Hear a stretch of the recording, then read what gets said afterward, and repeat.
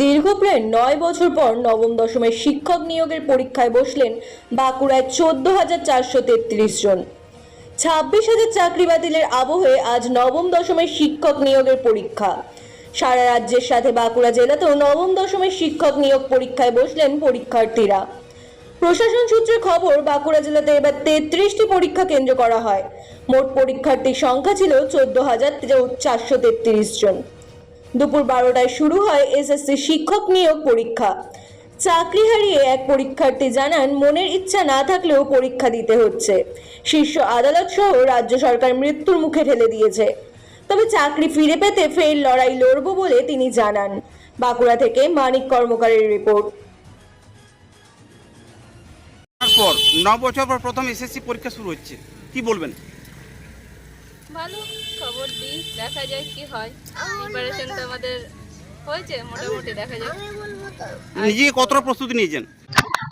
বাচ্চা সংসার সামলে যতটা প্রস্তুতি নেওয়া যায়। আমি বলবো তো এবার কি স্বচ্ছভাবে পরীক্ষা হবে বলা খুব মুশকিল। নিজে কতটা কনফিডেন্ট? এটা তো আছে কনফিডেন্স, দেখা যাক কতটাও বলতে পারছি না এখন। প্রশ্ন হোক, পরীক্ষা দিই তবে বুঝতে পারবো। নির্যাতিত, শোষিত, উৎপীড়িত হয়ে বাধ্য হয়ে 9 বছর অতিক্রান্ত হওয়ার পরে এই প্রথম এসএসসি পরীক্ষা আজকে শুরু হচ্ছে, কি বলবেন?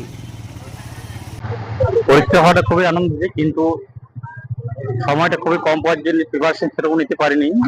আর সরকারি বিভিন্ন টালবাহানা পরীক্ষা হয় কি না হয় কাল পর্যন্ত নিশ্চিত ছিল না। তা সত্ত্বেও নিজেদের যা আগে পড়ানো ছিল সেইভাবে প্রিপারেশন দেওয়া হচ্ছে। বয়সটা অনেক বেড়ে গেছে, প্রায় 37+। এই অবস্থায় বিভিন্ন কাজের সঙ্গে প্রায় স্টুডেন্টই জড়িত আছে, তবু রেভারেজ বেরিয়েছে, পরীক্ষা দিচ্ছে। কতটা কি হবে নিজেরা ভাবতে পারছি না। ছিল আমাদের সুষ্ঠুভাবে শিক্ষক দিবস পালন করব স্কুলে, কিন্তু সেই অধিকার থেকে আমরা বঞ্চিত। এবং আমরা গত 16ই আগস্ট একটা আন্দোলনে কুকুরের থেকেও বেহদ্দ আচরণ পেয়েছি। লাথি, ঝাঁটা, কুকুরের মতো ব্যবহার, গর্ভবতী মহিলারা তাদেরকে টানা হিজড়া ব্যবহার করা হয়েছে। তাদের কি অবস্থা সেটা পর্যন্ত মুখ খুললেন না, তারা কি অবস্থায় আছে। আজকে আমরা এই 6 সেপ্টেম্বর জমায়েত হয়েছি।